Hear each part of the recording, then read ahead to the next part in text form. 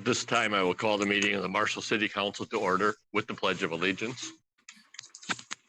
I pledge allegiance to the flag of the United States of America and to the republic for which it stands, one nation under God, indivisible, with liberty and justice for all.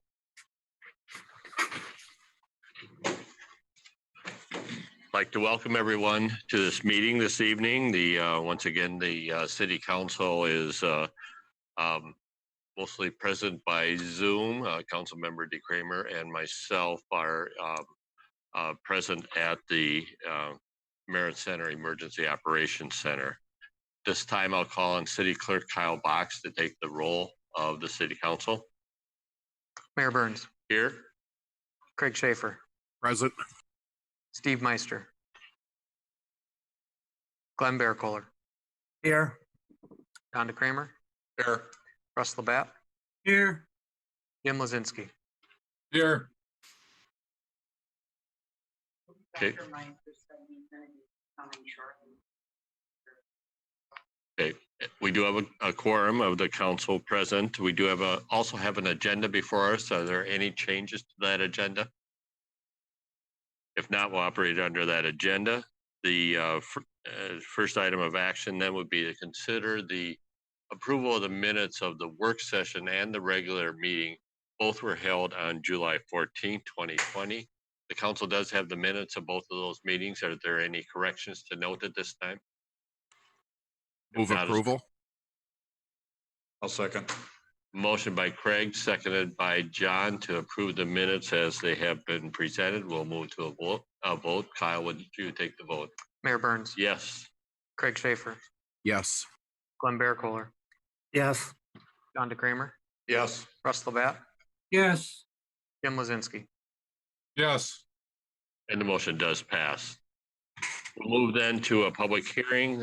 Our public hearing this evening is a public hearing on the adoption of the ordinance amendment to permit some slaughtering of animals in butcher shops in general business district and industrial districts, and to permit landscaping business in the general industrial district. I will call on our building official, Ilya Gutman, to conduct this public hearing. Ilya? Thank you, Mayor Council. So some time ago, a business owner approached the city and he was interested in opening a butcher shop in Marshall. We had some conversation, and in the process, we figured out that he is interested in doing some slaughtering of the animals in his butcher shop. So we reviewed the ordinance, and to our surprise, we figured out that there is no place in town where it's possible. After looking at the possibilities, checking with what other cities are doing, and just thinking about what's the best way of handling this thing, the staff came up with the idea of having the butcher shop with limited slaughtering as a conditional use in several districts, general business and industrial districts. I want to emphasize that it specifically says limited, and it's not defined intentionally. It just gives an idea to the council and to the applicants that it is not free for all, that there will be some limitations. And of course, those limitations will be set up during the conditional use hearing. We also run into the fact that landscaping business is not listed anywhere in the ordinance, so we added it to general industrial districts. Planning Commission looked at it and approved it. Legislative Ordinance Committee approved it, and it was introduced in the past 2 weeks, a month ago, the City Council meeting. Okay, thank you, Ilya. One note for the record, Steve Meister, council member, has joined the meeting. At this time, is there any input as part of this public hearing? If not, is there a motion to close the public hearing? So move. So move. Second. Motion by Craig, seconded by Steve. Discussion? If not, we'll move to. I do have one question for Ilya, Mr. Mayor. Yes, Steve. My question, Ilya, you know, as I thought about this and on the L&O committee, we talked about it, and then it came to me that we have Turkey Valley in Marshall, and how do they get away with it? They slaughter how many thousands of birds a day? Correct. I tried to figure it out myself. It was I was interested in that as well, and I think they were grandfathered in. They were there before the whole thing came into place. Well, thank you. Any other discussion on the motion to close the public hearing? Mr. Mayor, just a question for Ilya. Ilya, can you refresh my memory? A conditional use permit, if this comes about, the conditional use permit will stay with that property? Is that correct? Okay, Yes. thank you. Other discussion on the motion to close the public hearing? If not, Kyle, would you take the vote? Mayor Burns, Yes. Craig Schaefer, Yes. Steve Meister, Yes. Glenn Bearcooler, Yes. John DeCramer, Yes. Russ Labatt, Yes, Jim Lozinski. Yes. And the motion passes. We'll now consider the ordinance that was the topic of the public hearing related to limited slaughtering and location of landscape businesses. Are there any questions about that ordinance change? If not, is there a motion on that ordinance? I so move. Second. Motion by Craig, seconded by Jim. Was that you? Yes. Seconded by Jim. Discussion.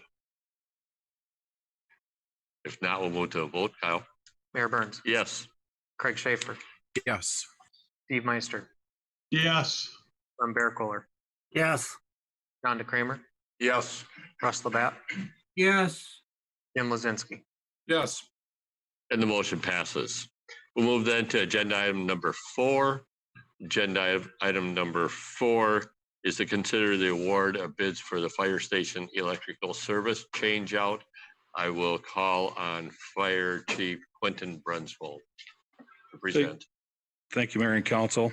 In your bid packets, you did receive the background information. One point of reference I want to make note is on the recommendation to accept the base bid from Heartland Electrical, not Heartland Mechanical, 2 separate businesses. I'm here for any questions if there is any. Thank you, Quentin. Questions for Quentin? If not, you have the recommendation. Is there a motion to approve the recommendation? So moved. Second. Motion by Jim, seconded by John. Discussion? If there's no discussion, Kyle, would you take the vote? Mayor Burns, Yes. Craig Schaefer, Yes. Steve Meister, Yes. Glenn Bearcooler, Yes. John DeCramer, Yes. Russ Labatt, abstain, Jim Lozinski. Yes. And the motion does pass. Thank you, Quentin, for a very thorough explanation of the need for this. So thank you. No, that's fine. We'll move then to the consent agenda. On the consent agenda is actually, Quentin, I was actually referring to your memo, which was very good. So thank you. The consent agenda, on the consent agenda is the ADA transition plan for the public sidewalks, and city right of ways. The action item was to call for a public hearing. Also on the consent agenda, review and approve the amended resolution, being a resolution for the vacation of a city street in the city of Marshall pursuant to city charter and state statutes. And also the consider the approval of the bills and the project payments. Is there any item on the consent agenda any member of the council wants removed for separate discussion? Move approval of the consent agenda. I had number 6.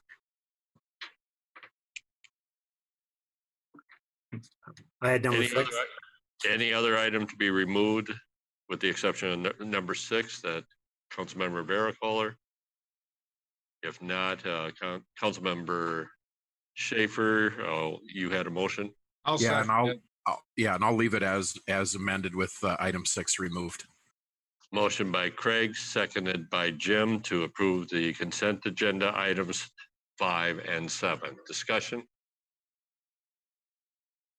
If not, Kyle? Mayor Burns, Yes. Craig Schaefer, Yes. Steve Meister, Yes. Glenn Bearcooler, yes, John DeCramer, Yes. Russ Labatt, yes, Jim Lozinski. Yes. And the motion passes. We'll move then to agenda item number 6. This is the resolution for the vacation of city streets. Glenn? my question is, I think this item's been before the city council 3 times for a resolution. And I was just wondering if they could explain why we're approving the same resolution basically 3 times. Dennis, do you want to? I will start with that. Yeah. Yes, it's my understanding that the resolutions as previously approved were rejected by the county for lack of proper legal description. So we've redrafted another legal description, and we'll see if we can get this submitted and approved this time. And there's a direct statute on point that says just because you fail to record it does not invalidate the vacation process. So we just brought the amended resolution. There were some technical changes within the resolution and a change in the legal description. And we'll submit this through both the county auditor and then the recorder's office. Both have to approve it. One last question regarding it. I noticed that the hearing took place, was it back in 2000? I'm trying to pick the date here. When It was 2014. right, and since it was so long ago, does that matter at all that the hearing actually took place years ago? I believe it does not. That's the statute says that the process has been completed, and we'll attempt to get it properly recorded this time. And then we're working with the abutting adjoining landowners regarding a transfer back to the city of the vacated roadway, so we can continue to use the easement for drainage purposes. Thank you. Okay. With that, is there a motion? I move approval. Second. Motion by Craig, seconded by Jim. Discussion? Mr. Mayor, Yes, Steve. so is there any way, since the county attorney rejected it, is there any way that the city attorney and the county attorney deal this out and work this out before it comes to us? It's actually the county recorder. It was the recorder's office, yes. So, and you're right, that might have been a better process to get it approved ahead of time, but this kind of came up on short notice and we have some drainage work to do in the area. So it just seemed like this would be an expeditious way to further approve the amended resolution. And then I proceed. agree. It just, let's make sure it doesn't come back to us a 4th time. We'll work on that. Yes. Thank you. Any other discussion on the motion? If not, we'll move to a vote. Kyle? Mayor Burns, Yes. Craig Schaefer, Yes. Steve Meister, Yes. Glenn Bearcooler, Yes, John DeCramer, Yes. Russ Labatt, yes, Jim Lozinski. Yes. And the motion does pass. We'll move to agenda item number 8, which is the tabled item from our last meeting, which is to consider the award of bids for street sweeper for the street department. Is there a motion to remove this from the table? So moved. Motion by Steve, seconded by Craig to remove this from the table. Discussion. Actually, I don't think that is discussable. So Kyle, will you take the vote? Mayor Burns, Yes. Craig Schaefer, Yes. Steve Meister, Yes. Glenn Bearcooler, yes, John DeCramer, Yes. Russ Labatt, yes, Jim Lozinski. Yes. And the motion does pass. So now we have the issue back on the table. Jason Anderson will present this, the discussion at the last meeting to refresh anyone who's viewing is that the bids were received. The discussion was whether or not to retain or trade in the street sweeper that we currently have, or to, if it was retained, that we would have two, and so we would be more able to do our MS4 requirements to rid the streets of salt and sand in the spring of the year. We'd have the additional capacity to do that in a limited amount of time. And the question then came up to budget wise, how would that fit into the stormwater utility budget? And that because that information wasn't readily available, I believe that was one of the reasons why it was tabled. So with that introduction, I'll turn it to you, Jason, for any additional information as well as recommendation. Thank you, Mayor. Can you hear me okay? We can. Okay, great. Thanks. Well, you did a nice job of introducing it, so I'll be extremely brief here. I think the general takeaway from the last meeting was that staff should review the finances of keeping both machines.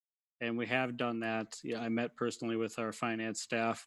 I believe it was last week. We reviewed the surface water fund and some projections, and they felt that the fund could absorb the additional cost through its reserve balance. So in short, we can afford to keep both machines if we'd like. And if we do keep both machines, staff would propose to defer the replacement schedule. Instead of replacing it every 5 years, maybe we can push out the replacements a little longer by splitting hours on both machines. Staff does like the thought of having both sweepers as well. It would make us better able to react quickly and get things done quickly.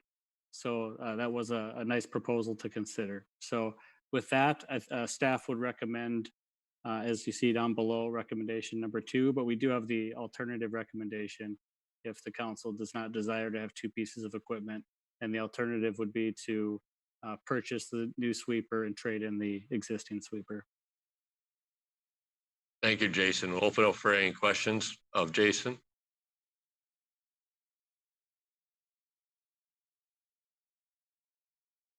Or I would entertain a motion. Craig, I believe you're muted. Your mouth is moving, but. There we go. Let's try that. My wife prefers it that way, that it just moves and there's nothing comes out. But I move recommendation number 2, that the council authorize purchase of the new Elgin and also retain the current sweeper. Motion by Craig. Is there a second? I will second. Seconded by John. Discussion on that motion? Mr. Mayor, I don't know if I was the only one, but we were kind of blacked out there for a moment. Just a couple of things. The current model is a 2015 with less than 4,000 hours on. And the sweeper's used about, 6 to 7 months a year, give or take a month or 2 here or there. I think, Jason, you said, or Dean said last month, or the last meeting, that repairs can run about $5,000 a year, even if they run $10,000 a year. If we buy another machine, that means we're going to have repairs on 2 machines. So instead of $5,000 a year, we're going to have $10,000 a year. Instead of $10,000 a year, we're going to have $20,000 a year. I really have a problem because we've been doing fine with one street sweeper for a number of years. It's probably 20 years or more. I don't know. Why do we need 2 all of a sudden? We go to replace these machines in 5 years and we put it in rotation. We've got to start putting $200,000 into our budget, or maybe $100,000 with trade-in. Having, and Jason or Dean said having 2 machines would free up employees to do other things. What other things aren't being done presently? That's my question.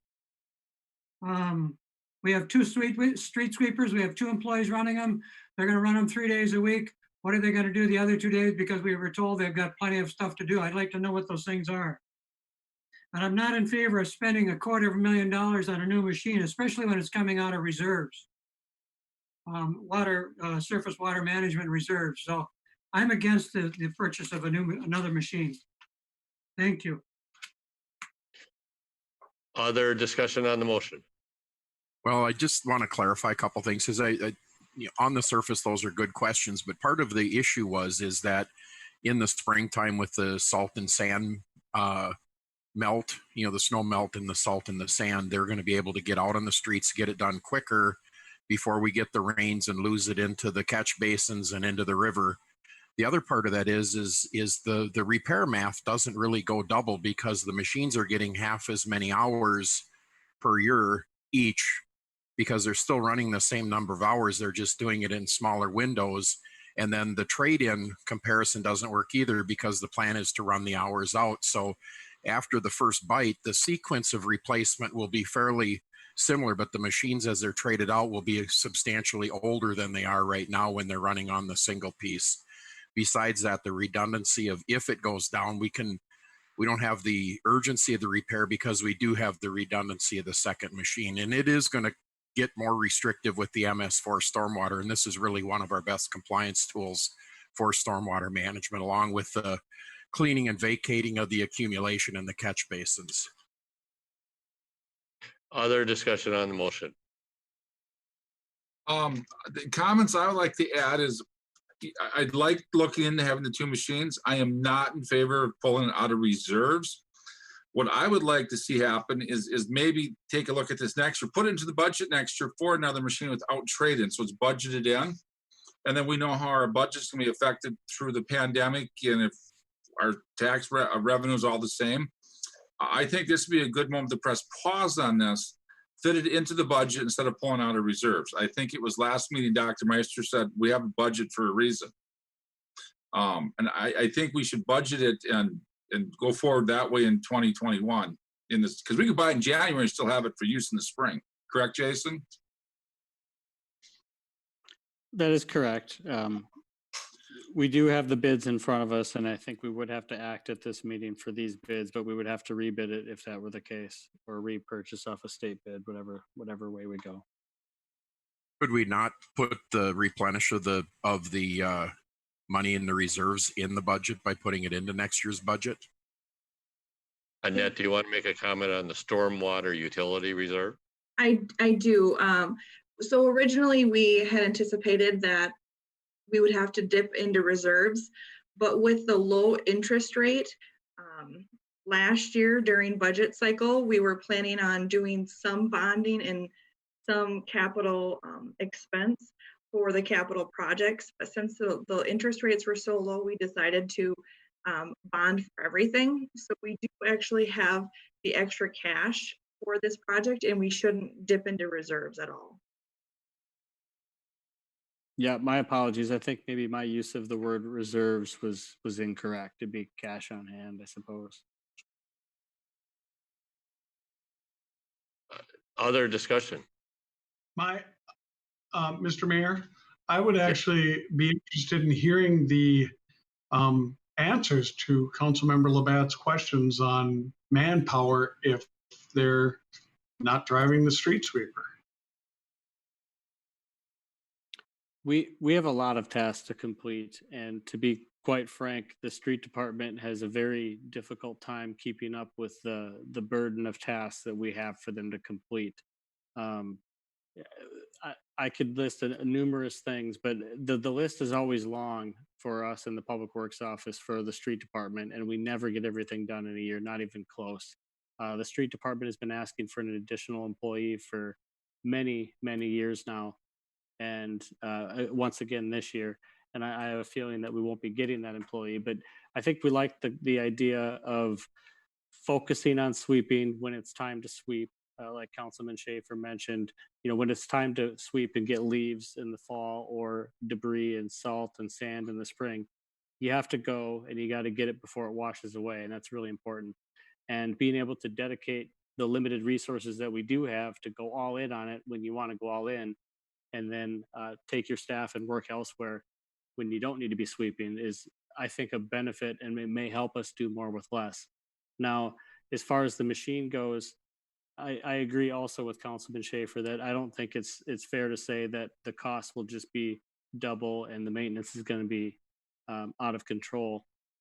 We did just put a lot of money into this 2015 machine, and every few years you end up putting quite a bit of money into them when you run them as much as we do. But we do think by splitting hours, that'll defer some of that maintenance and not make that quite such a burden. But then when we do run into that maintenance nightmare, instead of having the machine down for 2 weeks when you want to be sweeping, you just use your other one and you get it fixed, and then you get back into your program. Lastly, we do think that the drop off in salvage value, we think that the machine won't drop off that much. If we keep it another few years, we'll probably get $40,000 to $50,000 for it, and we think that that's a good window to be in. But if it's your only machine, you don't want it that old. But if you have two, you can afford to keep them a little longer. So you blend all these concepts together, and we think that it would be really helpful to have. We can also appreciate and understand the council's concern with budget, and we support the alternative recommendation as well, which is to just buy the new machine and move forward. But the street department staff does have a lot of tasks to do with sweeping, mowing, painting, pothole patching, catch basin repair. The list goes on and on. Jason, I would just add, I'm not sure off the top of your head if you have the number of miles that department maintains of streets. But I would also comment that that department really does an excellent job, and this summer is a good example of the amount of street patching and street work that they've been able to accomplish this summer is really impressive. So thank you. Yes, Mayor. We have probably just under 80 miles of streets that we are responsible for, upper 70s for sure. It's a lot. And yeah, thankfully this year they have been able to get around to quite a bit of mill and fill work and a lot of pothole patching work that's been really critical as we look to stretch the dollar. Mr. Mayor. Excuse me, John, you're next, and then I'll go to you, Craig. Yeah, I guess a question, Jason, and then a comment. But the question is, do you have any idea what kind of price increases, if there has been, on this equipment? Because if we're looking at about a 1% to 2% price increase, it's kind of blowing anything that we're looking at for dollar amount by delaying it 6 months. That's a good question, Councilman, and I apologize, I'm not prepared to answer that, but it is entirely possible that this fall the new pricing would come out, but I can't say for certain. And then just a comment was, you're talking about, street patching. We've got, and, we approved the ADA plan here a little bit earlier, and looking at the number of miles of trails that we have, there's a lot of trail patching that hasn't been getting done. And just realizing, was a big one over in Independence Park I see quite often. So not that I'm saying that's a urgent need, but there's a lot of work out there that, sits for quite a while that probably should get to it. So. And Craig?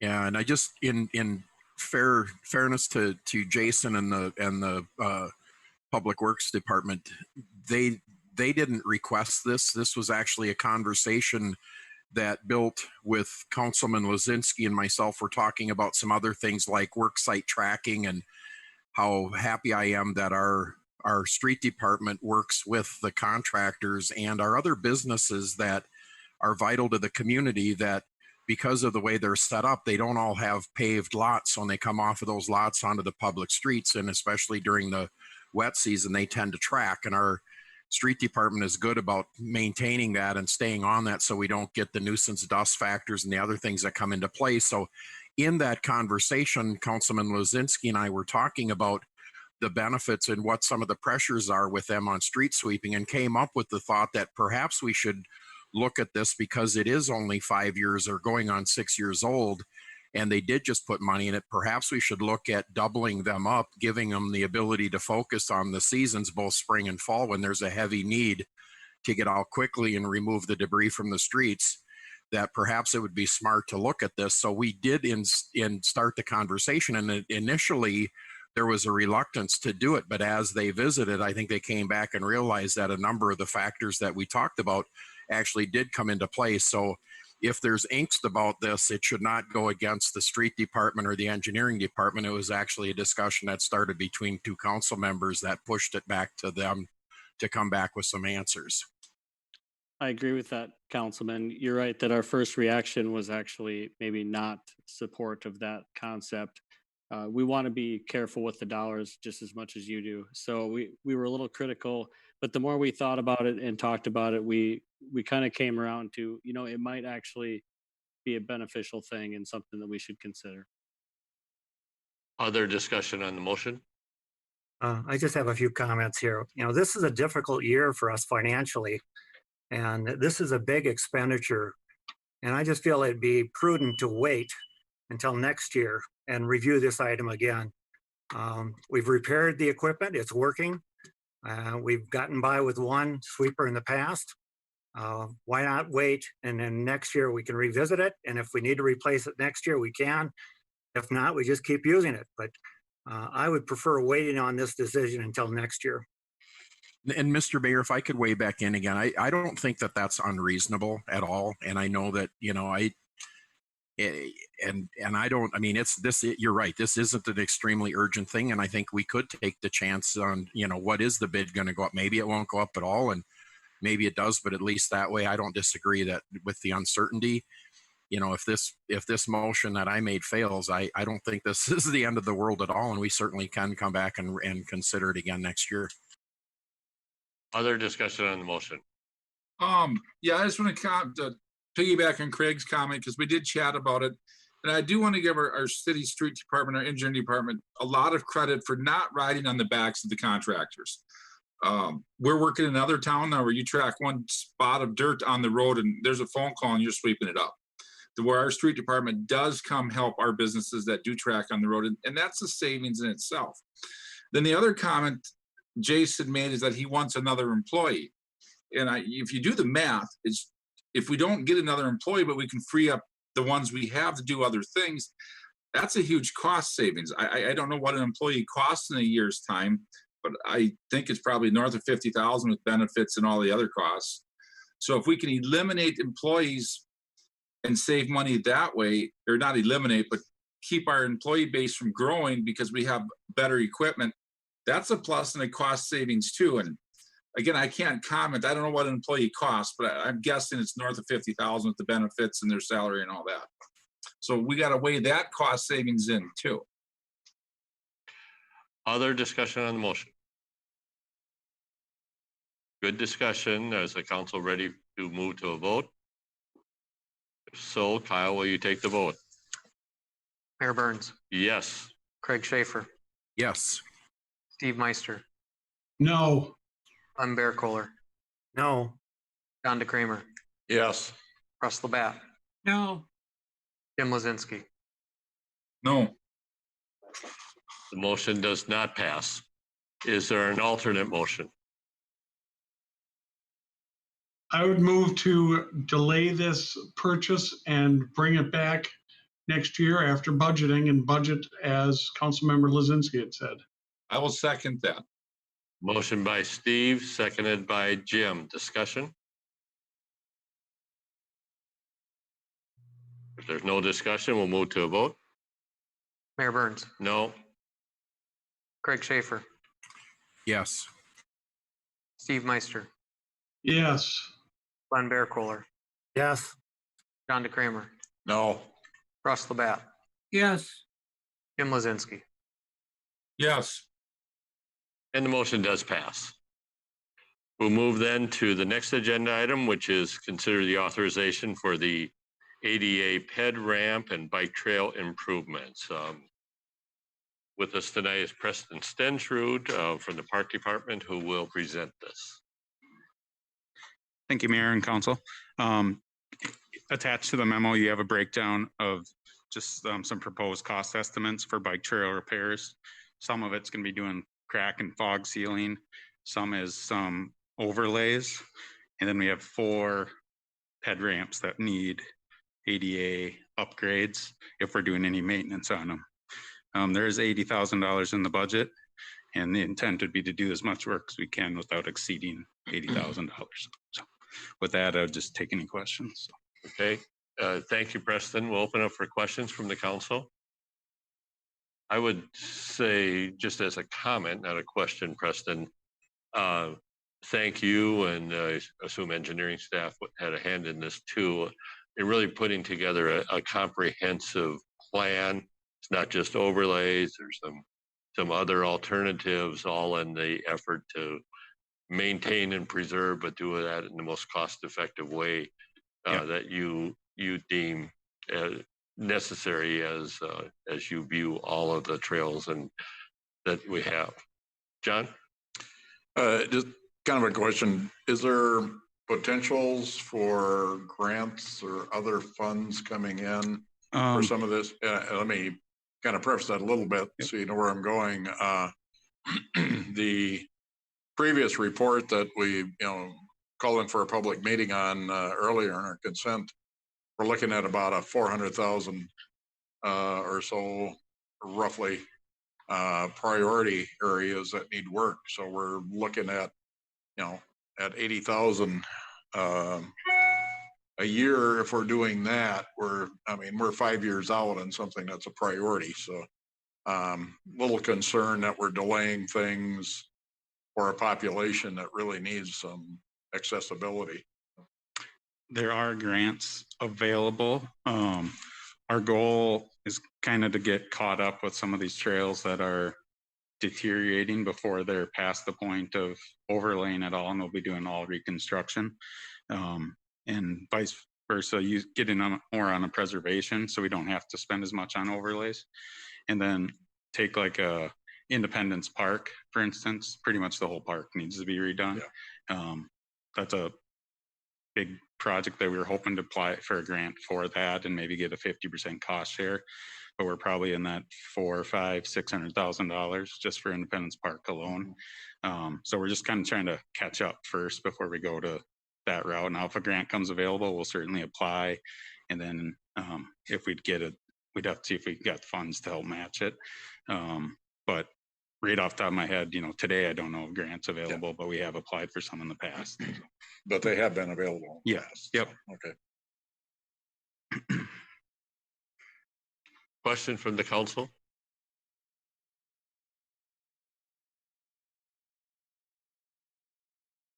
Move to approve. Motion by Steve. Is there a second? Second. Seconded by Jim. Discussion? If not, we'll move to a vote. Mayor Burns, Yes? Craig Schaefer. Craig Schaefer. Steve Meister, Yes. Glenn Bearcooler, Yes. John DeCramer, Yes. Russ Labatt, yes, Jim Lozinski. Yes. And the motion does pass. Councilmember Schaefer was trying to vote. You were on mute. Yeah, for some reason my space bar wasn't working, and I don't think it was because of where I had the cursor. So my vote was yes. Okay. So that motion still passes. We'll move then to agenda item number 10, the Marshall EDA CARES grant program. I'll turn to Sharon to introduce, and then Lauren Deitz, EDA director, is also on the line. Sharon?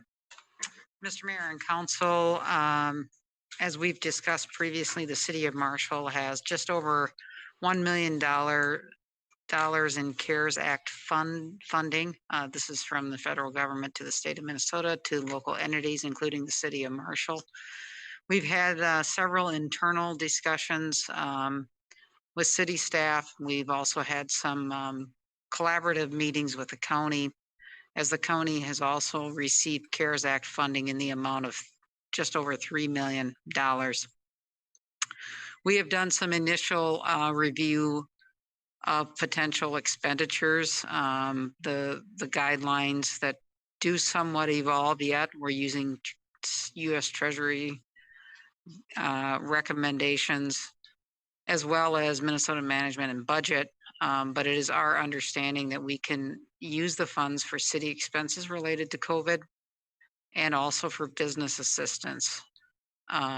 We've done an early review of city expenses, which could tally up to $250,000 with time to go yet towards the end of the year in terms of what may happen with coronavirus. And looking at the number of businesses, we will not be able to make businesses whole or meet all the businesses, but hopefully meet some of those that are in greatest need. So a subcommittee was formed with the EDA board and members of the city council. And they put forth a recommendation to have about half the CARES Act funding, so 500,000 towards business assistance, the other half to go towards city expenses, with the knowledge that as we go along towards the end of the year, if we do not submit all the $500,000 towards city expenses, we can then release some of those funds for additional business assistance.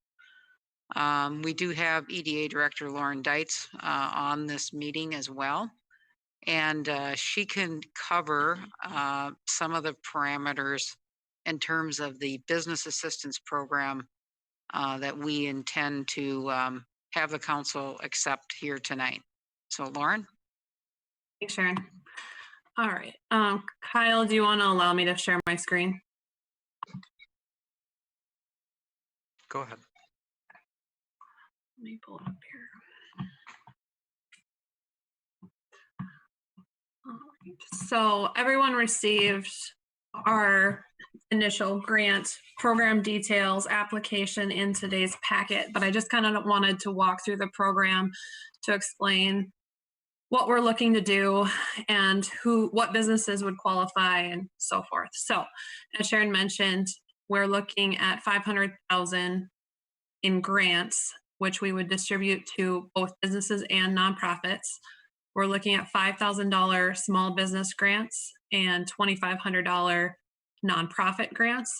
The reason we've chose to include nonprofits in this program is because they have not qualified for pretty much any other of the programs that have been made available up to this point. Some of the details I wanted to mention, we want to make sure that all businesses are able to apply. 1 to 15 employees is our current guidelines. But if business owners own more than one business in Marshall, they can apply for all businesses, but they would only receive one grant. So we would not be awarding for each of their businesses. That way we're able to share the dollars a little bit more fairly throughout the community. So with the program we have developed now, we'd be looking to help 90 small businesses and 20 nonprofits. And here's kind of a breakdown of how they would qualify. Again, small businesses, 1 to 15 employees in operation since March of 2019, and then still in operation through the pandemic. And then they have to show a negative impact from COVID. Physical location in Marshall. These are very basic. They're registered with the Secretary of State and in good standing and current with their taxes. The other thing we have discussed is we would like to have a preference for businesses that were originally listed in the executive orders. And we do know that a lot of Marshall businesses were deemed essential, so they're not, they're still eligible if they were not listed in the executive orders. However, we'd like to give the dollars, prioritize the dollars to businesses who were shut down completely due to the executive orders. Where here are some of the expenses that are eligible for the grants, and this comes straight out of CARES Act funding. We want to make sure we're following all those rules because we do know that we'll be audited at the end of all of this. So we need to make sure that even when the grants are distributed, that they're still using the dollars correctly so that we're not having to pay them back. And they're not able to use the funds for expenses that they've already used PPP or idle money for. And home-based businesses are not eligible. They do have to have a commercial business in Marshall, whether that's owned or rented. And the entire program would be set up through reimbursement. And we're doing that so that we are sure that businesses are spending the money correctly. So they do have to provide receipts, and that will make the audit process easier at the end of when we have to show how we used our money at the end of all of the spending. We are looking at a lottery system, but as I mentioned before, we are giving priority to businesses who were shut down completely based on the executive orders. So what we've discussed on this is that those businesses who were shut down, basically, if we have less than 90, which we likely will, those businesses would all automatically get the grant, and then all the other businesses would be in the lottery and pulled from that point. And as Sharon mentioned, is if there is additional dollars down the road, they would not need to reapply. We would just reopen based on the applications that we have. And we just have all the documentation that needs to be included when they do submit. So that is what we're looking to do. Any questions on the program at all? Hey, thank you, Lauren, and thank you, Sharon. Open up for questions. This also was discussed by EDA, so John or Steve, you may have some additional comments. I don't at this point. I think we've had it pretty well covered. I know we went through a lot of discussion to get to this point, so we've kind of kicked the tires about all the possibilities that we can come up with. So I think we're good there. Revert to Councilman Meister if he wants to add in anything. No, I agree. Lauren, you may want to talk about, this is a tool to assist businesses. You want to talk about the marketing plan to be sure the eligible businesses know about it, and because there is a fairly quick timeline. You mean as for getting the grant out? Right, and the application's in. Yeah, so once this is approved, we will have a press release going out immediately. It'll be listed on our website. It'll be on social media. We've also agreed that we're willing to do in-person applications if businesses need assistance. I've done that in the past with other programs that are available. So we'll have it in our office so people can stop in, social distance, and have those applications filled out in person. We anticipate that we will have our first round of applications we would like to have returned by the end of August. So we are giving a decent timeline, but they have to have their expenses in by the middle of October in order to get the reimbursement. So it doesn't sound like a quick turnaround, but in reality of business, it will move pretty quickly. And we want to make sure that we're getting those applications in and all the information out so that if more money does become available, we're prepared to reopen it up for businesses. Okay, thank you, Lauren. Any other questions? John? Kind of a question and comment. We've got a number of businesses that are, owners are probably not that proficient in English. And you want to comment on some of the provisions we made there? Yeah, I mean, if you're looking at the actual application, we've made it very, very simple. It's a one-page kind of check the boxes type application with information that they should have for each of their businesses. Again, we're more than willing for those businesses who are not proficient in English to sit down with them and fill it out. I've, again, done that in the past for a few local businesses, but we just try to keep it as simple as possible. We're not asking for a lot of information from them up front.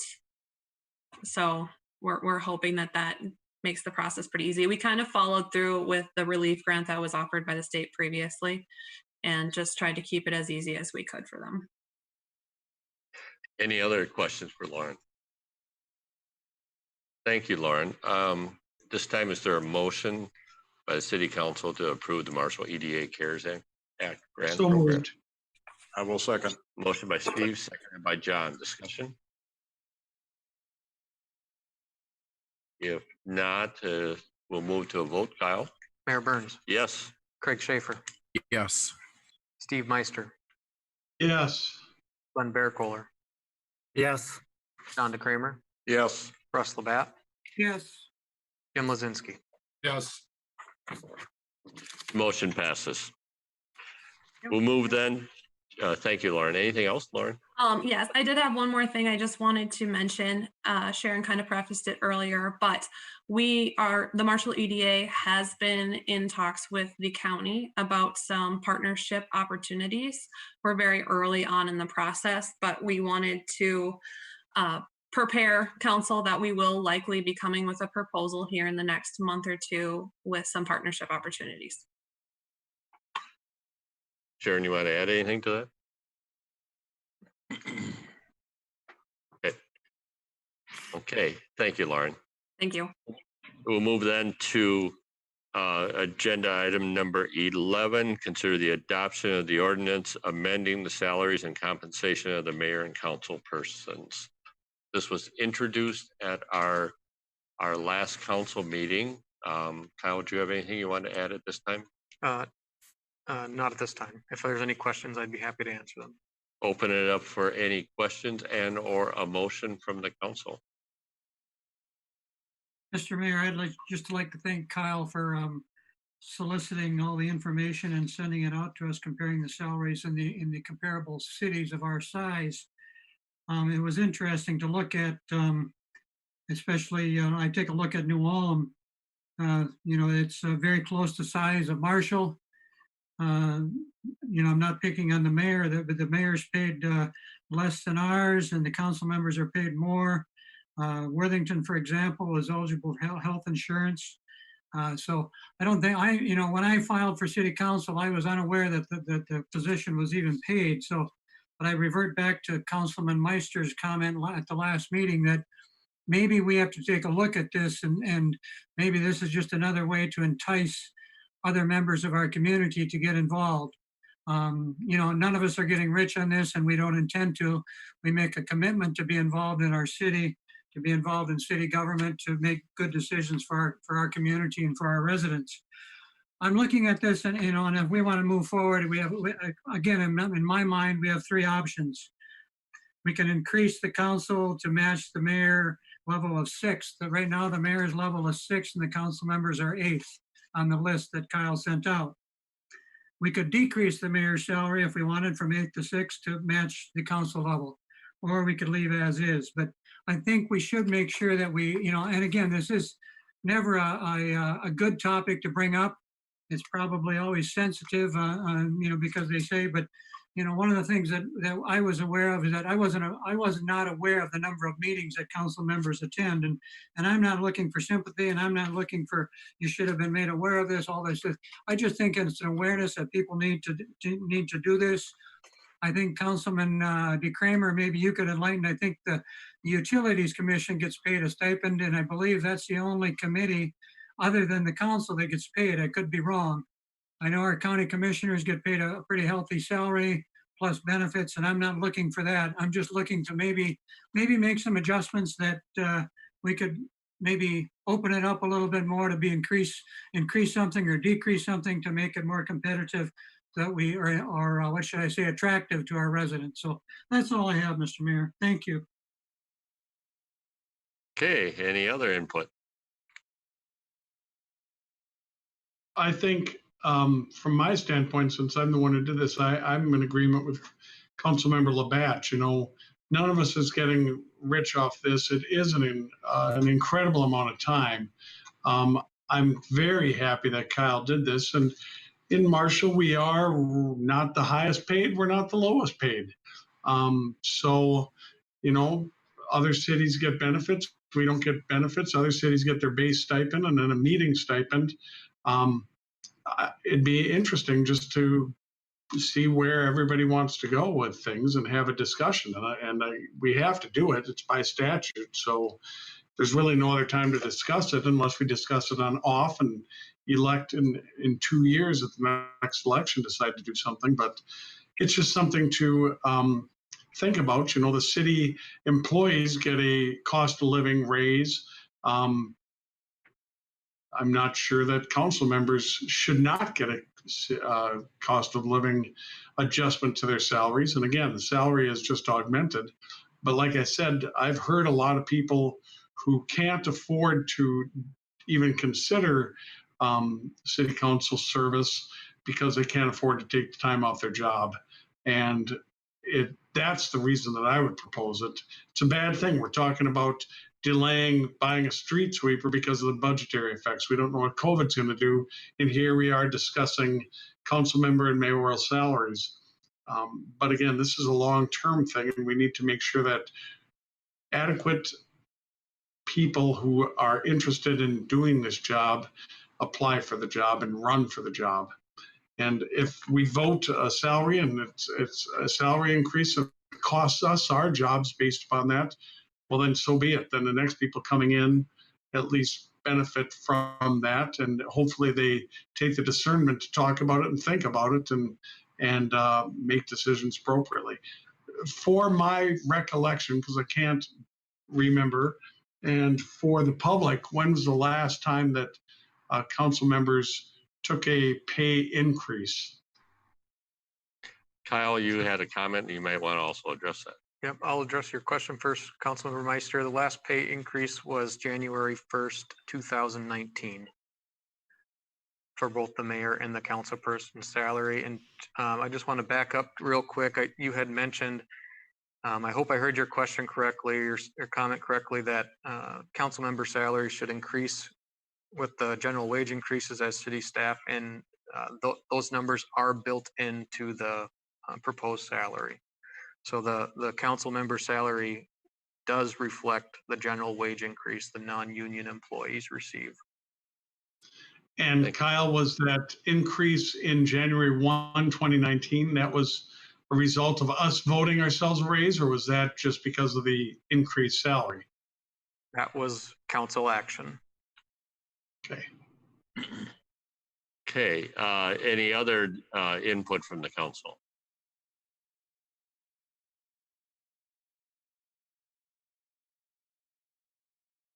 If not, what are the wishes of the council?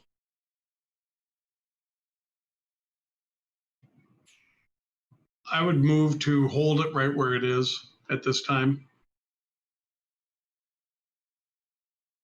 I will second.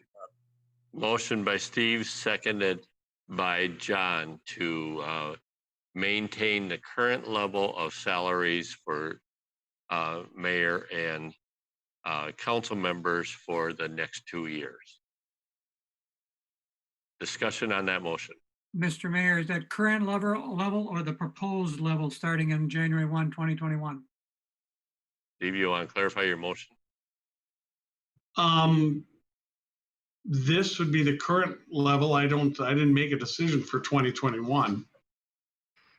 I think that the proposed salaries be in line with non-union employee general wage increase through December 31st, 2021. I think that my proposal would be right where it is right now. I mean, what this says. Okay. My second was to leave it as it is now. That was my intent. So we need to clarify this, the motion and the second here. So the current salary that the mayor and the council receive, is it the intent of the motion to make no change, or is it the intent of the motion to make the changes as recommended in the proposed ordinance? And Mr. Mayor, I'd ask for a further clarification. If it is to leave it as it is right now, is it to leave it as it is now prior to or since we did our COVID reduction? Because we have taken a reduction over the summer due to COVID. Good point. So Steve, I turn back to you as the maker of the motion. I'm going to pull my motion, then. I think we need more discussion on that. Okay. And is your second pulled also? Then I'll be pulled too. Okay, so the motion has been removed. So we'll take a step back here, and you have an option of doing no change, and then that would be in effect the no change for 2 years. The other option is to make a change. And there is a proposed change that Kyle has put in the recommendation based on the cost of living adjustment in the prior year that has been given to non-union employees. That would be in effect for the next 2 years, obviously, until the next election cycle. And then the third option would be, as Councilmember Labatt suggested, to also then tweak the salaries and reduce the salary of the mayor and increase the salary of council members. I think that, Russ, that's what you were suggesting. Yes, that was So- one of the options. Yes. So those are, there may be other options here. So those are three options I see. So I'll turn it back to the council for discussion.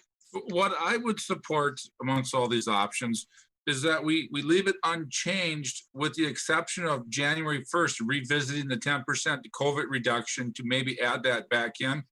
Because as of January 1st, there could potentially be 4 new people on the council. It's not fair as us as council members to give them that 10% reduction. That would be their decision after January 1st. So that's what I would propose, is leave it unchanged with the exception of the first council meeting in January to revisit the 10% reduction, the COVID reduction, and for that council at that time to make their own decision on that. Are we able to do that legally? You're able to make that reduction legally. You would not be able to make an increase. Could I ask a question? When we passed the motion to reduce our salaries for this year, was there an expiration date that Yes. the reduction was only for a certain number of months? That's a good point, Glenn. That motion to reduce was in effect until the end of 2020. So, Can I ask a few clarifying questions of Kyle? Sharon? So the comparables take into account the increase. And if you look at the current salary without the reduction to COVID, the annual salary of the mayor, and correct me, is $9,829. We'll pull that up real quick. And the council members are 6,217. I'm just kind of ballparking this. So when you look at this spreadsheet, and it looks like we're in the middle, that's basing it on a 2021 increase. If you don't do the increase, you are on the lower end in comparables with these other communities. And this takes into account, we don't know what they're going to do at tonight's meeting or yesterday's meeting or the next meeting that they have. And so I think you're going to find potentially you're on the lower end. On the COVID adjustment, we did not do that by ordinance. I suppose technically, Kyle, correct me, it maybe should have been done by ordinance as well. And I think for that, it seems like there's some latitude because it was not done by ordinance, but just kind of confirm those salary amounts. I think the comparables looks like we're where we need to be, but that's taken into account 2021 increase, and you're going to be on the lower end, not in the middle if you don't raise the salary. And I'll just pause for Kyle to comment or someone else. Yep, I'm just inputting those numbers into my spreadsheet here on the fly. If the motion, and this again is up to the council, if the motion was to leave the salaries where they are now, that would put the city of Marshall on for both the mayor and the council person salaries at number 8 and number 9 on the list, the number 8 and number 9 lowest. So whereas before, I believe they were 6 and 7. So still that would put us on the lower end. And then, as you stated, Mayor, would not be readdressed until 2022. Okay, thanks for that additional information, Sharon and Kyle. Other input the council wants to make? So just to clarify, on January 1st of 2021, the 10% reduction automatically goes away. That is correct.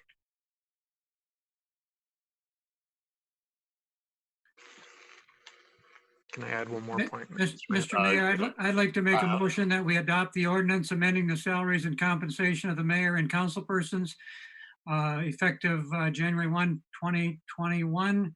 And then also we take a look at, depending on what COVID does, take a look at keeping it the same or decreasing it 10%. Motion by Russ. Is there a second to that motion? Can you clarify the motion for me again, please? Steve, as it's written on the agenda sheet, the mayor's salary would go to $10,687.92 annually, which is an $858.84 increase. Council's salary would go to $67,6031 annually with a $543.23 increase. And that's effective January 1, 2021. And then the council can take a look at it if they want to reduce their salary by 10% at the January meeting or February meeting, whatever. That's my motion. Is there a second to that? I can second that. Seconded by Steve. Discussion?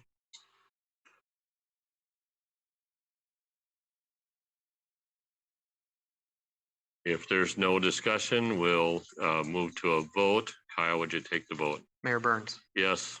Craig Schaefer, Yes. Steve Meister, Yes. Glenn Bearcooler, No. John DeCramer, No. Russ Labatt, Yes. Jim Lozinski. No.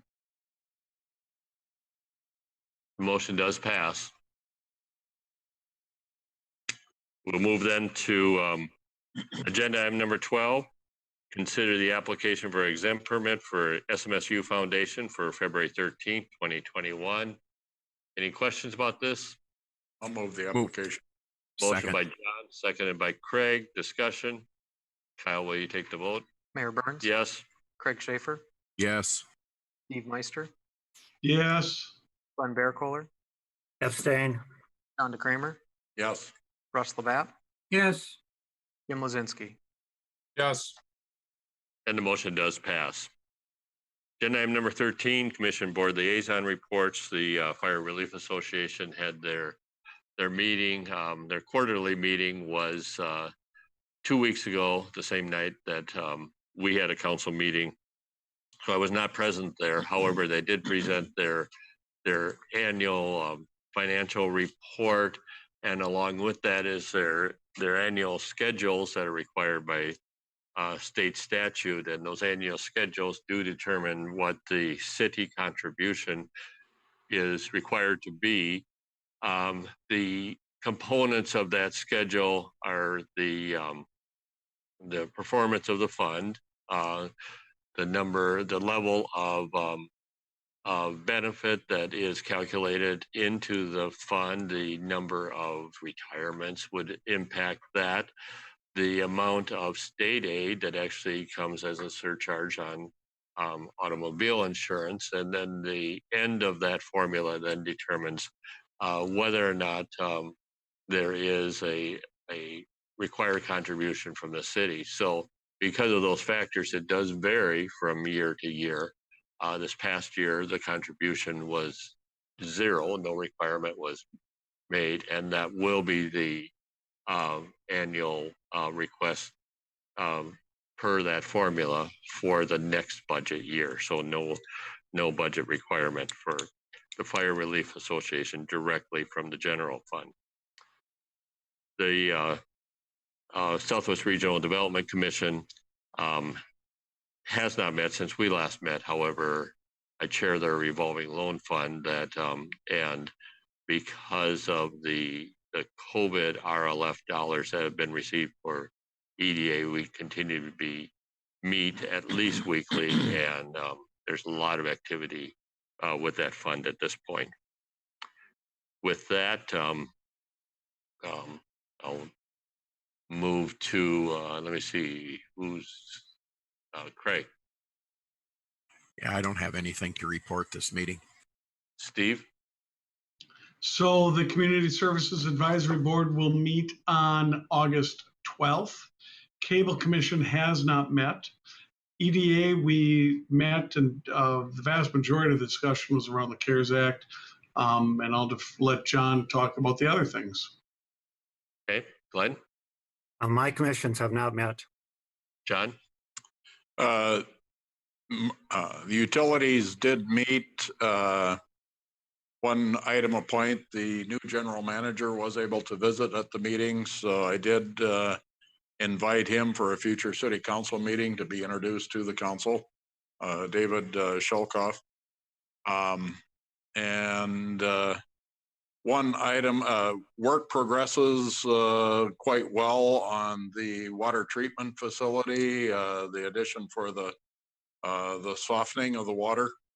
But one item to point out is that the most of the payments have been coming from the grant that we received for that work. And very likely after this next pay request, that grant money will be exhausted.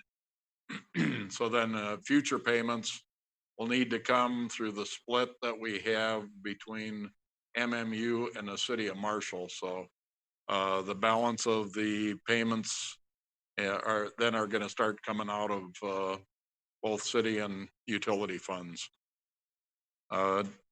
Like was mentioned, the EDA did meet. We covered quite a bit of it in our discussion tonight, but we did work on approve the work plan for 2021 and recommend the budget for the 2021, as well as agreements with the chamber and office lease to carry us through the point when the city hall is complete. So I think that's about it.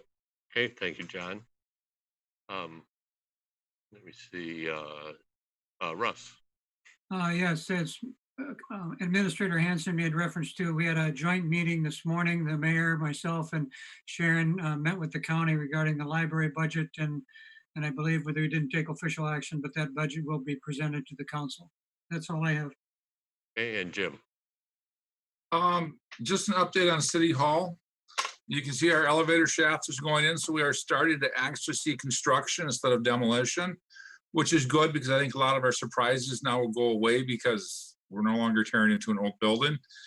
Last week with the City Hall, we met with the architect, Sharon, I met with the owners next door of the coffee shop, Mr. Mullabrook there and his wife, to kind of discuss what's going on there. So and everything's progressing well. We are going to start having our council, or excuse me, our City Hall committee meetings again, and we'll start August 5th as we get into the construction phase of it. But things are going well. There was no surprises in the last 2 weeks. My other committees did not meet. Okay, thank you, Jim. We'll move then to council member individual items. Craig, let's start on your end.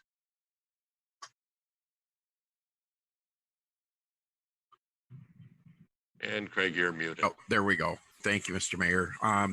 I really don't have anything other than I just want to again commend all of the city staff. You know, these have been some tough times coming through, and I just look at all the hard work and dedication that our staff, our department heads have, all of our different departments and all the workers, the police department, the fire department, our community ed and parks and rec, you know, all the efforts that they've put in. And then to the citizens, the store owners, our business people, you know, as we try to work through the turn on, turn off, dial up, dial back, things with COVID and all the other things going on. And the community still puts a positive face forward. And I just really appreciate that and know that these have been some tough times, but, you know, we're going to continue to progress through this. And you know, I just want to thank everybody and I appreciate it. Okay, Steve? So if you go to that article that's enclosed in the packet, I just wanted to put my medical hat on this and start explaining stuff. We've unfortunately in Marshall, we made national news, and not for the good reason. And I just wanted to explain from a medical standpoint that this virus is a new virus, and there are no absolute knowns at this point in time. So you can see from the title of this, can you get COVID-19 again? It's very unlikely, experts say. So when you read through this, it's actually got some very good cited expert opinions. The one thing that I don't see in it is any references to any peer-reviewed journals on the articles, but we're going based upon what we know about immunology. So when somebody gets sick, and I'm just going to say sick, and it could be sick with any bacteria or any virus, our body mounts an immune response. That's the way we're built.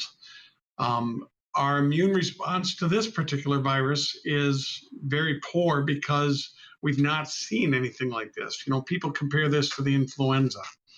Influenza has been around for a very long time. However, the last really big, dangerous pandemic was from the Spanish influenza virus back in 1918, 1919. And again, that influenza virus was new and unusual, and our bodies hadn't seen it. Since then, we've had a couple of small pandemics, but we've done pretty well with them. This one, our bodies aren't used to it. So we are having an immune response. Our bodies will make an immune response. So people who get the disease and recover well are going to have an immune response. When you look at this article, and this is out of the New York Times, there's allegations that the antibodies drop off just magnum of attitude, or I don't know what the word I'm trying to look for. Order of magnitude is what I'm trying to say, fairly quickly, and that would confer or infer that we've lost our ability to fight this again, and we could get it a second time. We know that people are testing positive once, or after having been exposed and sick once, they're testing positive again.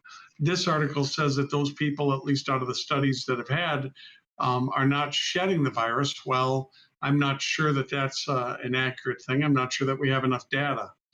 The bottom line is, when we're looking at these things that we're having to wear the masks, you know, people allege that these don't work, and there's studies that show that they don't work. There's also studies that show that they do work.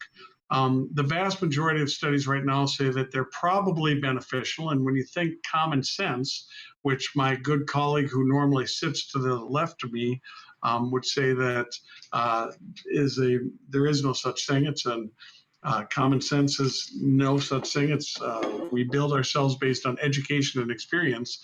Education and experience say that if I'm talking to Mr. Schaefer, or he's talking to me, or I'm talking to any of my colleagues, or if I had something right now when I'm not wearing my mask that would be able to pick up in a different color all the little droplets of spit that are coming out of me as I talk, it would probably be all over my computer. When I wear the mask, that mask catches a lot of the spit. So is it going to capture a virus? Well, this one's a surgical mask, so it'll be a little bit better than the cloth mask, but the cloth masks are going to catch the vast majority of the spit and prevent it from going too far and staining my computer. So I think that we need to make sure that we wear our masks until our bodies get to the point where, in this article, we get to the point where we have herd immunity. We're going to get a vaccine sooner or later, and hopefully that will help. We're having already lots of people, my nephew is one of them, who got sick. He had an extremely mild case of this disease. He's a kid. He's probably making a really strong immune response. So if this comes back in a mutated way, because viruses are mutating all the time, hopefully and prayerfully, his body will be able to mount it and he won't get sick again. Or if he does get sick, it'll be another mild case.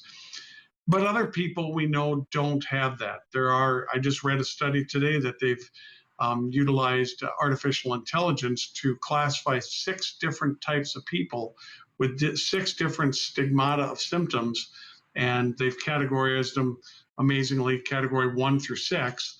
Categories 4 through 6 are the people who, when they have those stigmata of symptoms, are the ones who get really sick and are more likely to end up on a ventilator, more likely to end up with the loss of their life. We know that some people have a moderate disease. One of my people in my CMO, Chief Medical Officer group, he's been sick for 6 weeks. He's not as sick as he was, but this is a guy who was a surgeon. He never took a nap. He was go, go, go, go, go, and he is unable to stay awake at this point in time. He's got to take a nap. Doesn't have the energy. Still recovering. So we don't know which person is going to get this. And to be honest with you, myself, I respect this virus. I fear it. I don't know if I'm going to be a mild little guy or end up on the ventilator, but I've got a young child, and so I would choose to protect myself and protect others from my stuff. So that is where I'm coming from, and that's all I have. And I'm sorry for my phone going off. That's my aunt and uncle, and my uncle was in the hospital sick. So I'm going to sign off for now. I'll be happy to answer any questions.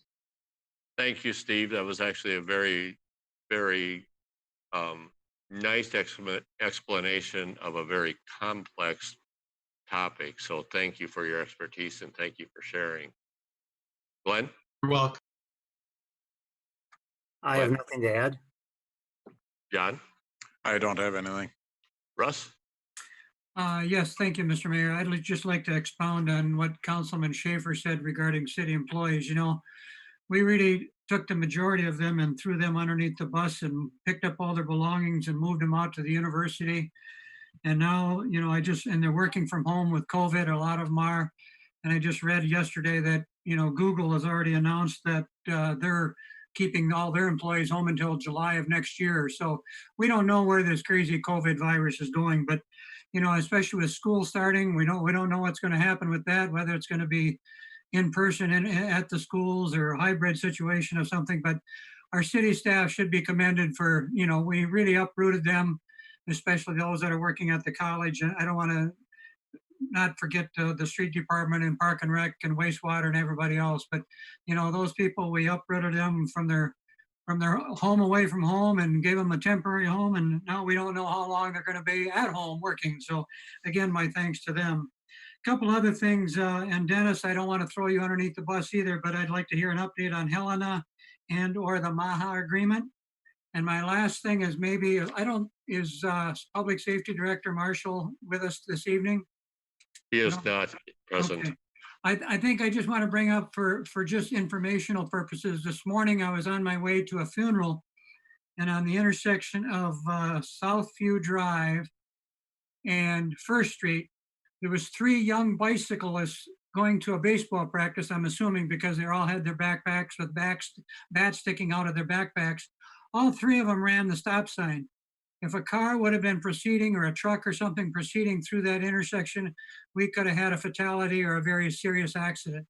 I've seen bicyclists, whether they're the professional riders or the amateur riders or the Sunday riders, whatever, but we should all just make aware that we should obey the stop signs and obey the yield signs in town, because God forbid, we don't want something to happen to an individual, whether they be young or old or whatever. But again, it could have been a serious situation on First Street this morning about 10:15. So I just bring that up for informational purposes for our bike riders out there. Thank you, Mr. Mayor. Craig? Or no, Jim, I'm sorry, I was a one off there. The only comments I have, and is kind of my non-medical advice after Dr. Meister's advice, is now mandated to wear masks. That mandate was not put on by anybody here in Marshall. But don't yell at what I'm asking instead is to be respectful of the employees working in the stores. They're just doing what they're told to do, and a lot of them are just doing a job. So I know, again, like my son works at Menards, they're still getting yelled at there. And that's not fair to those employees. That's not fair. That's our kids that we're yelling at. Just wear your mask into the store, just like the rest of us, and be respectful of those employees. They're not the ones who made the policy, but they're the ones who have to enforce it. So I just ask our citizens to keep that in mind when they're asked to mask up at a store. Those people are just doing their jobs. And that's all I have. Okay. I would just make just one quick comment, and I'm not going to go back over all the activities that happened over the weekend, but I think one of the things that that did trigger was a renewed discussion about something we've been talking about. And in fact, it's in our strategic plan about the appreciation for diversity, and with our community, our staff has been participating on a regional level on the race equity cohort. I think Councilmember DeCramer, you're a representative from the council. We have participated and continue to participate with the SMSU community for the sponsorship of the Cultures on the Prairie. I believe there's that conference was excellent. I think they have some plans to kind of enhance that in a in a way that fits with the kind of distance means that we're currently in. And I know I've been contacted by a lot of people, but one of the contacts was the Southwest Initiative Foundation that is also interested in kind of really having more of a regional conversation about kind of, you know, how do we do really what our brand statement does say, bring out the best in all of us, and that includes appreciation for the race equity and all of the other issues that we're currently dealing with. And of course, we're moving into a election cycle, and that, you know, tends to bring out intense discussion both on the local level, state level, and federal level. So I think, you know, tolerance and gentleness, you know, will be important on all of our personal choices as we move forward. So that's really all I was going to say on that. With that, let's move on then to staff reports. Sharon?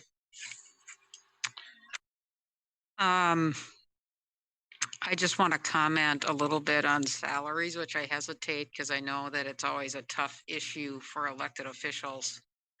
I've been working for governing elected officials for a long time, and it's never really easy to do. And I just want to state that it isn't just Tuesday evenings for the work that the council members do. I think first, maybe some viewing from the outside public, they may not know the amount of time. There's a lot of phone conversations when able. There's a lot of on-site visits and meetings. And oftentimes you as council members are doing research on different topics to help staff. It's not just staff helping council members, but I feel it's really 50-50, and you help us as well as staff. And so there's a lot more time put into it. And then I will also say too, you take an oath, which has responsibility, of course, and there's some liability. We know that, but the open meeting law, you know, you take personal responsibility or liability for that. So I think some of those things need to be in consideration. And obviously this doesn't relate to the U.S. Constitution in any way, but you know, one of the reasons that Madison wanted to put in a salary provision in the Constitution is he just didn't want people who could afford to be elected officials to run for office. He wanted it to be something that could attract other individuals to those particular offices. So I appreciate the comments of the council members who've mentioned that you do want to have an attraction to the general populace and just not people who are able to do it. So I just wanted to add those comments, and that's all I had, Mr. Mayor. Okay. Is Jason still on the line? Present. Jason, I'll turn to you. Thank you. I have nothing to share specifically, but I would answer any questions if there are some. Are there any questions for Jason? Mr. Mayor, I just have a question for Jason. Jason, that, I don't know how to describe it, that solar house that's down by you and where my wife and I walk a lot, there's no sidewalks there. Is sidewalks going to be put in there soon? Yeah, we've reached out to the property owner to open that discussion again. That will be an item that's on the punch list for that project before it gets closed out. They are aware that it needs to get done, and we'll continue to work with them. We try to be flexible to get it done in a reasonable fashion for them and us, but we'll continue to talk about that. Thank you. Okay. Anything else for Jason? If not, Dennis? Thank you, Mayor and Council. Councilmember Labatt, Maha agreement, that's still pending with Mr. Vandermillen assuming the duties of supervising a lot of the construction. That's kind of taking a priority right now, but I'm working with him to finalize that. Secondly, Helena update, that's very timely. That was on my list to talk about tonight as well. Last week, I received a report from the Minnesota Department of Agriculture regarding the present status of inspection and cleanup. I don't know how many phases there are, but phase 1 inspection's been completed, and overall, the Department of Agriculture has approved most of the phase 2 planning for the remediation. City Engineer, Director of Public Works, Jason Anderson, and I have a phone conference with the Department of Agriculture on Thursday of this week. The department is going to bring us up to date with where they're at and the timetable for the completion of that project.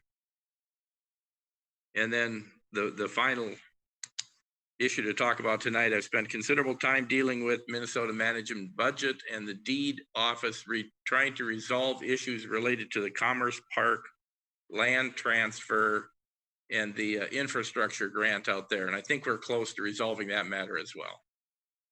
Thank you. Thank you, Dennis. Any questions for Dennis? Thank you, Dennis. You're welcome. Not, then we'll move on to the remaining items on the agenda that you have, including the information items and the upcoming meetings. Any questions about those?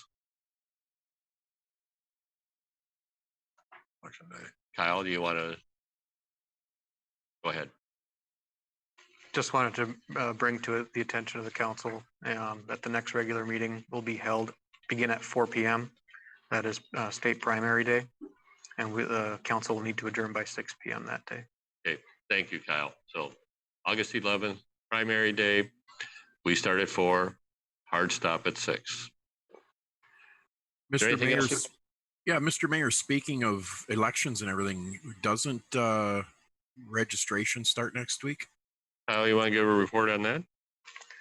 Yeah, so filing period actually started today. That will go for 2 weeks.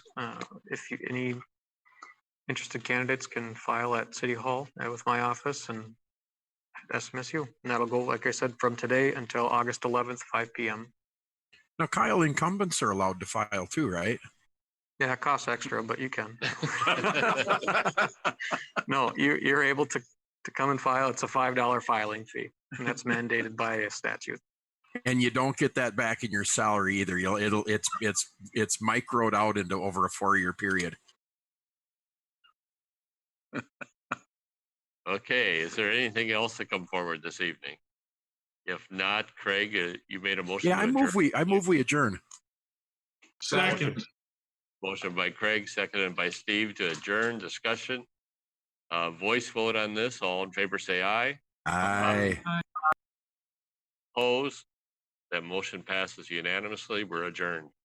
Have a good evening.